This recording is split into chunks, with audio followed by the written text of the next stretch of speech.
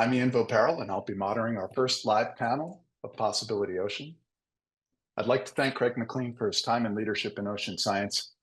And of course, as always, he's brilliantly highlighted those critical tensions that exist when articulating the public and private expectations on return for investment when collecting and paying for information about our oceans. Our first panel today is going to dive deeper into that. And we're going to discuss creating competitive advantage through an ocean data revolution. And I'd like to first turn to our speakers to give them a minute or two to introduce themselves. Joanna, would you mind going first? Hi, good day to everybody. My name is Joanna Post. I am the director of the Global Ocean Observing System. We are the program under the United Nations, based here in Paris at the Intergovernmental Oceanographic Commission of UNESCO, that's coordinating ocean observations globally. And Jean, let's turn it over to you. Hello, good afternoon. So I'm Jean Wood. I'm a Marine Development Manager for Alcatel Submarine Networks. I've been working on ships, on cable ships for 15 years, and now doing marine development. So looking at data management, installation techniques, sea trials, cable route engineering, and more recently joined the UNESCO IOC corporate data group to look at creating a framework for industry to share their privately collected data. Thanks, Jean. And Mark, good to see you. Hi, Mark Huang. I'm recently a founder of Longleaf Studios. We're out in North Carolina, focused on 4 sustainability sectors. It includes blue tech. I'm not sitting in San Francisco, despite my background. Prior to Longleaf, a co-founder of See Ahead, so one of the first blue tech incubators where the ocean is not an afterthought, headquartered out of Cambridge, Massachusetts. Thank you, guys. Thanks for joining us. And I'm your moderator for this panel. I'm Ian Voparil. I want to tell you a brief story as a way of introduction. I joined Shell just before Hurricanes Katrina and Rita slammed into the Gulf Coast, and they killed more than 1,900 people, excuse me. Katrina surprised everybody, ferociously intensifying from a Cat 2 to a Cat 5 storm in a day, experiencing 175-mile-per-hour gusts and 70-foot waves offshore. And in the company, while we were repairing our facilities and communities onshore, we recognized the critical real estate that we had offshore, not just for energy production, what we normally used it for, but because those platforms stood like sentries, experiencing storms while they were still a few days away from the coast and the rest of society. And as the guy with the idea and a PhD in oceanography, I got the chance to bring Shell together with NOAA to add weather and ocean instruments to our offshore facilities to improve hurricane severity forecasts. I'll tell you, as an early career person, it was like a strike of lightning to have such purpose. The improvement had tremendous business value directly. We stopped production, we shut in platforms, and we evacuate personnel days before storms hit. Any better prediction could help improve our operations dramatically. But we all also felt the societal value when NOAA told us that our instruments out there were improving hurricane forecasts that we all saw on TV during storm season. That data partnership continued for almost 6 years until science progressed and NOAA could derive better ocean heat content measurements from satellites. It was my honor to start my career in energy, creating so much value with a public-private partnership around ocean science. And I'm not the only one. We've got a couple more sitting here. So let's turn it over to the panelists. Folks, why don't we start with the first question? Joanna, if you mind, can we start with you? Can you tell us what kinds of ocean data are mission critical for you in the public sector? Why are they so valuable? How do you normally obtain them?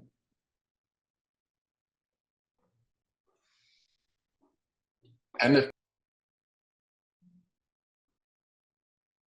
You are muted, Joanna. Joanna, we can't hear you. So apologies. We should Perfect. know these things by now. We've been working online for long enough. Apologies for that. So let me start with a bit of history. I come from the UK, which is a naval country, and we've been sailing ships for a long time. And as long as ships have been on the water, we've wanted to know how safe we are. And in order to know how safe we are, we need measurements of the atmosphere of the ocean and to be able to make weather forecasts and dial forward a lot. And actually one of the early schemes that is officially recognized and still officially recognized under GOOSE is the Voluntary Observing Ships Network, which is ships in the ocean taking measurements of the atmosphere and the ocean to be able to help weather prediction and to be able to feed that data and information into weather models, into forecast models, and so on and so forth. But we know now with the hit of the triple planetary crisis, climate, biodiversity, pollution, that there is a lot more information that we need from the ocean to be able to help us make decisions around protecting the biodiversity, protecting ourselves, protecting the climate, and also making decisions about economy, risk management, solutions moving forward. So if short answer to your question is we don't know enough. So we need more data. And that data can be collected a number of ways. We have 16 networks within the Global Ocean Observing System, from Argo floats to ships to gliders to animals in the South Ocean. But we know that there's more opportunities moving forward as we referred to already in the seminar, build the opportunities and the technical capacity to optimize not just the taking of observations, but the delivery of data to the global system as well for really, I'd say 3 areas: decisions around weather and forecasting, decisions around climate and resilience, and decisions around health and climate health and the health of the ocean. Joanna, thank you. Jean, I know you have a specific private sector perspective as well, too, to add. Would you mind? So in terms of data, the important data for the submarine cable installation is the data we collect prior to the installation to design the route. So it's mainly, of course, the bathymetry, but also the physical oceanography of the ocean, the seabed geophysical and geotechnical characteristics. But as we go through this process, we also collect, of course, weather data. As mentioned earlier by Angus, we also collect marine mammal observation.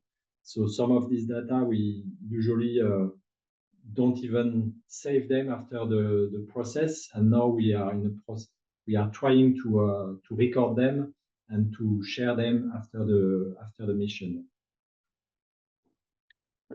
It's almost like we've grown accustomed to all of this data sharing offshore. We've all collected and pooled it in different ways.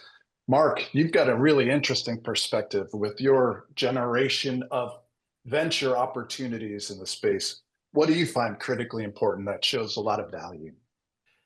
So, from the startup perspective, blue tech has maybe as a category been around for maybe 8 years-ish, right? So we see a lot of startups both on the hardware and predictive modeling, and that just continues. That's a global sector trend, and it applies to the ocean as well. But want to emphasize what Greg noted in his introductory speech, is that almost all the startups start with public data, right? So bar none, that's the foundation. It's been a given up to this point that data is available publicly, not just NOAA, but and from there, there's a lot of operational hairy problems that global industries that are working on the water need to tackle. So that's a good convergence of curves of both the technology efficacy and need and demand.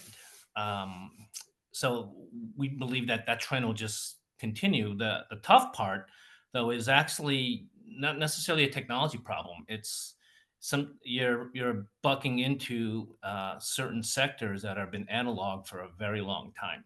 So that was what we see with a lot of our startups, is trying to get traction from a digital in a analog world. But really interesting point. Many of us as former ocean scientists, for myself, and ocean scientists, we're always struggling with the keep it in a spreadsheet versus keep it somewhere publicly. And those are great challenges to bring up. The opportunities really lie on the stuff that may not necessarily be commercially sensitive to any particular private industry, but this other information that we can collect and share and maybe improve upon, like in each of our stories in the introductions. Jean, are there specific kinds of ocean data that you'd really like to highlight that aren't necessarily mission critical for you in subsea cabling, but you certainly recognize the value that they present to another sector, including the public sector? Let's focus in a little bit. Yes, so I'm thinking particularly about, yes, biodiversity or marine mammal observation that we can make that is not commercially sensitive to us, but can bring some benefit to the protection of marine mammals, or water characteristics or weather observation that we make routinely throughout our operation. That is nothing, not at all commercially sensitive for us, but can be shared for the benefit of improving data models and so on. Joanna, I know you see this from a slightly different perspective than some of us. What else do you find other sectors collecting that would be incredibly valuable to bring into Goose or other systems for the public good? And you're on mute again. Sorry, I can't see the little. I've got my glasses up. I can't see the little mute sign. I'll probably keep the keep the microphone on. Maybe it's a different question for me, in that I think we see everything as mission critical. We set the essential ocean variables that scientists have identified that need measuring. I fully support what Mark just said about the fact that most people start by using public data in order to use that to build up their businesses. And in fact, if you like, I see it as a value chain or value cycle, if you like, where people often forget the very beginning of the value chain is observations. So they start with the word data. But in order to get that data, we need the observations. And you see a lot of people, and The Economist had an article on the value of ocean data last year. And really, we know that the ocean economy is moving faster than the economy on the land. 250% in the last 5 years compared to 190% globally. So we know the value of collecting oceans observations to deliver the data to make the decisions. But very often, that first part of the value chain is forgotten and undervalued. And yet it is the foundation upon which we ground-proof satellites.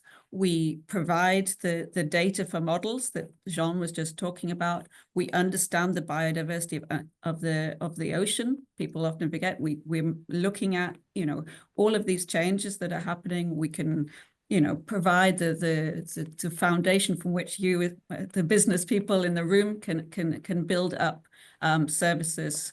And it can't all be provided from the private sector, that's for sure, because that public support and that public information and Goose itself has been funded in the past very much, and I'll speak about this later on, so I don't want to talk about it too much, but been funded very much not even from governments recognizing it. It's even worse than that. It's from scientists building up the system to do their own projects. So we need to raise the profile of the importance of observations and the strengthening of that.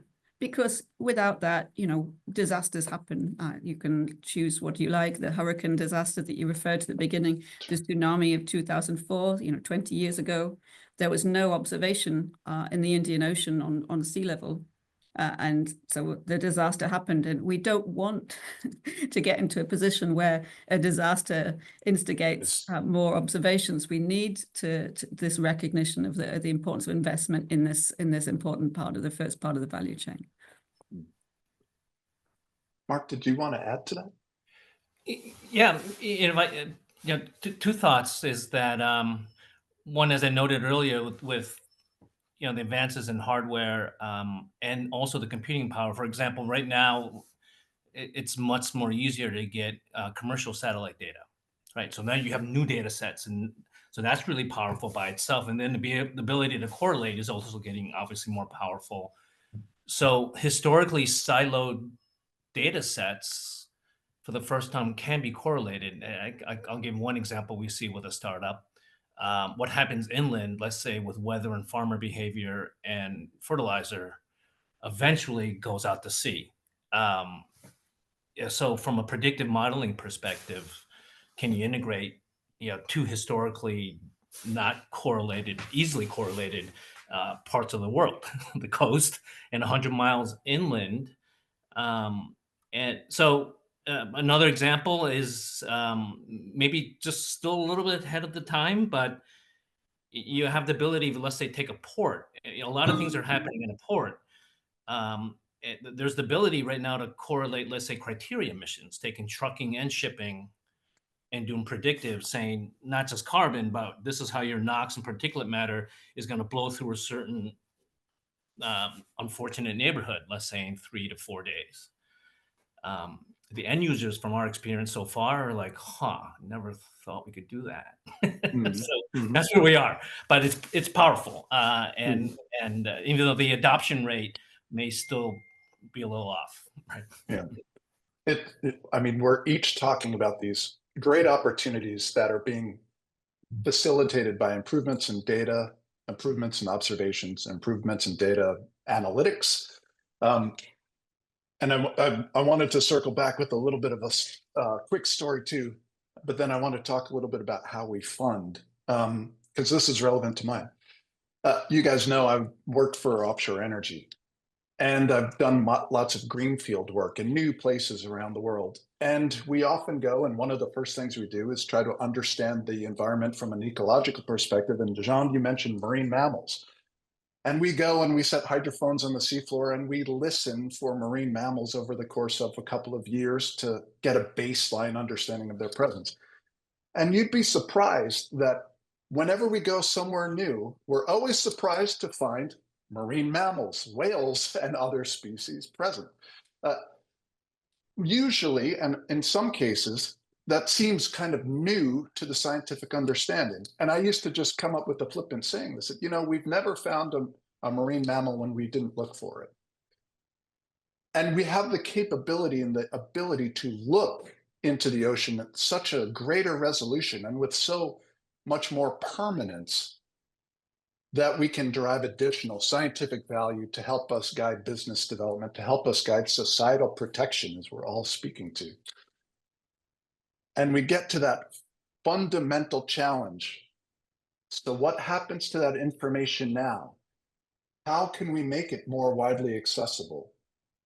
Who pays for it? These are the key tensions Craig started to raise and that I think we all need to explore, because I can tell you about some types of ocean information that's very valuable for offshore energy development. It's not necessarily directly related to offshore energy development, but it sure helps. I know there's other sectors out there. So how do we find this value proposition to society to find the right return on investments between the public and private sector? Who'd like to answer that first? Raise your hand, jump in. I will add something here I'll jump in first, because just to let you know what we're working on here at the IOC, which I think is extremely important, is building an opportunity for people to be able to share their metadata without sharing their data. So we have the IOC Ocean Data Exchange here, which allows people to say as much or as little as they like about the data that they have. and have that stored in one place so that whoever is using or wanting to look at what data is available, they have the opportunity to find that. And we're working very strongly at the minute in building what we're referring to as an IOC data architecture, which links with the wider digital ecosystem, so that you have the opportunity to be able to explore all the data sets that are available in one place and have access to that. You don't necessarily, hopefully we obviously are supporting a fair and care approach to data, but understanding obviously that some data at the time it's given or collected may be sensitive, but may be available later on. So that's also a value. So we are working on trying to build this data architecture within the IOC that has this opportunity for all. Joanna, I know you're very busy at Possibility Ocean today, but if you could drop a link to more information into our Slack chat, that would be great at some point today. I know you keep speaking, so it'll be great. Jean, I know you had a great example of ocean data collaboration. Tell us more. Yes, I want to relay on what Joanna is saying and the paramount importance of what IOC UNESCO is doing in terms of data management and data architecture. With for example, one of the examples is the corporate data group that we joined with ASN to help the industry to share data. And one of the barriers, one of the difficulty we found at the beginning was first to identify which data was missing or which data could be of importance for the scientific or for the community in general. And then the second thing also was where to upload this data. And here the UNESCO IOC is doing a great job also to propose a platform and repositories for this data. Yeah. And John, are there online resources you can direct folks to as well? I've also found myself always searching for information online. The more we can help the on-ramp for people to find it, the better we're all going to be. So for example, for bathymetry, there is a CBED 2030 program that we are participating to. We have also with the corporate data group issued a bathymetric sharing guideline that is very useful also to understand the various repositories and the different also difficulties in terms of where this data is collected, for which client is it is it commercially sensitive, or is it possible to share with our clients? So there's all this guideline and a recommendation to help sharing this data in the bathymetric sharing guideline from the corporate data group. Yeah. I will share the link to this guideline also in the chat. Hey, Mark. Yeah, if I could maybe obliquely talk about the question you asked about who pays, but from a different perspective of maybe at a micro or a project level, right? Yeah, so monitor, reporting, and verifying, MRV, right? So if you have a project, and it doesn't have to necessarily be carbon, it could be indirectly carbon, but you have a project and you're looking at either there's offsets or there's some kind of sustainability impact. There's a market out there that wants to fund those projects. And then there's a lot of technology companies or technologies that can much higher efficacy get them the data on the monitoring. Where there's a gap is there isn't a process for that data to be accepted. So that in a way is kind of that analog to digital.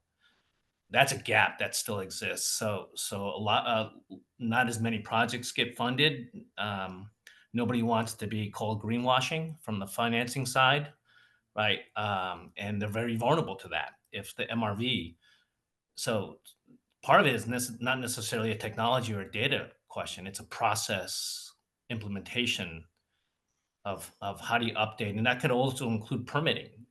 Permitting can be slow and tough depending where you are in the world.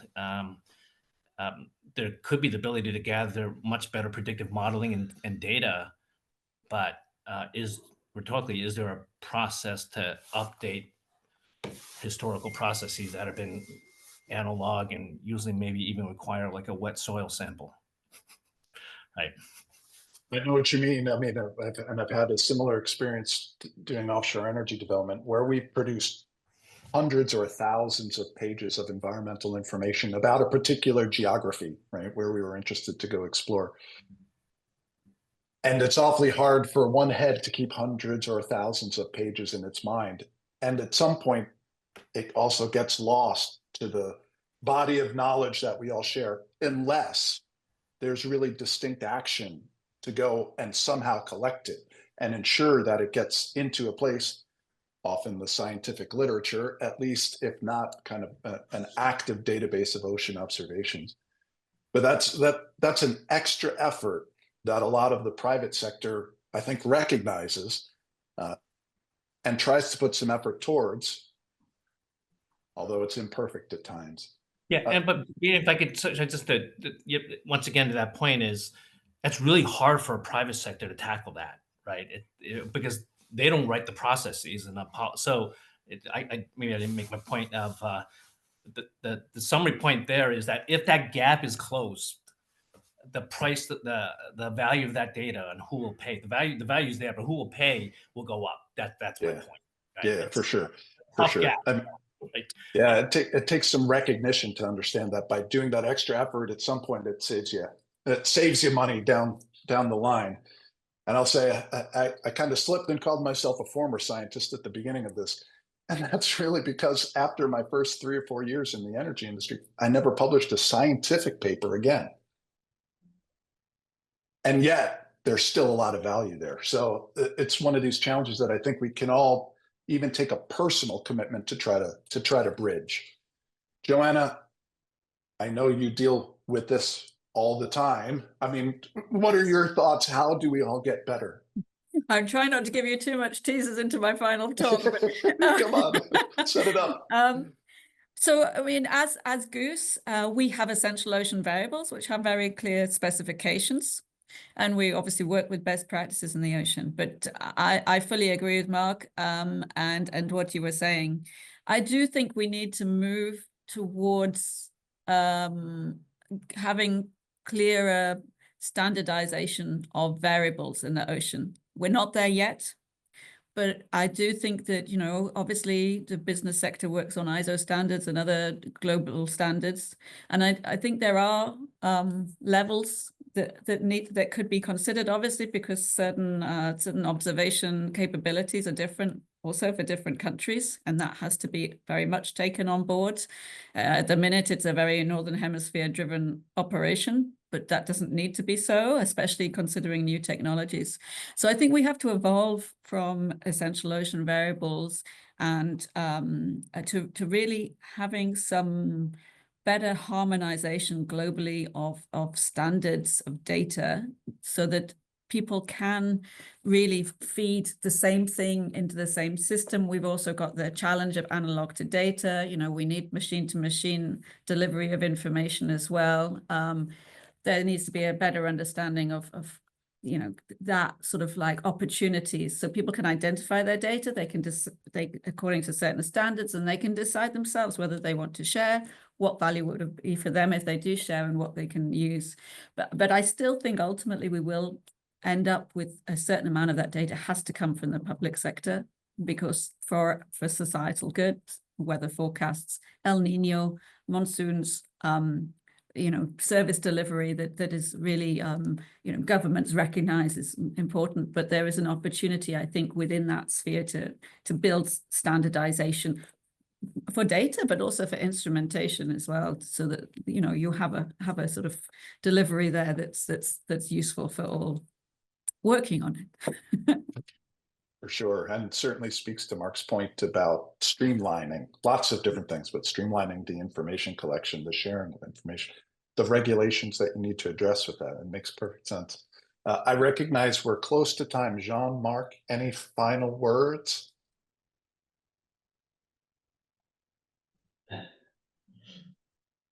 No? Okay. Okay, Mark, you're on mute if you're giving final words. I know we barely scratched the surface of this discussion. It feels like we could continue to uncover parts of this onion. But this concludes our panel discussion on creating competitive advantage through an ocean data revolution. But this isn't the end, right? Joanna, Jean, Mark, thank you so much. And let me remind our audience that you can engage with each of us or all of us on the live community Slack channel. Sorry, I've got it going here on the other side and I can see stuff pinging in. We're now going to take a 10-minute break and we'll return at 2:10 p.m. Eastern time in the US for the next session, session 2, called Turning Tides. So in the next couple of minutes, take a moment, stretch your legs, grab a snack, and see you all again in 10. Thanks, everyone. Thank you very much. Cheers.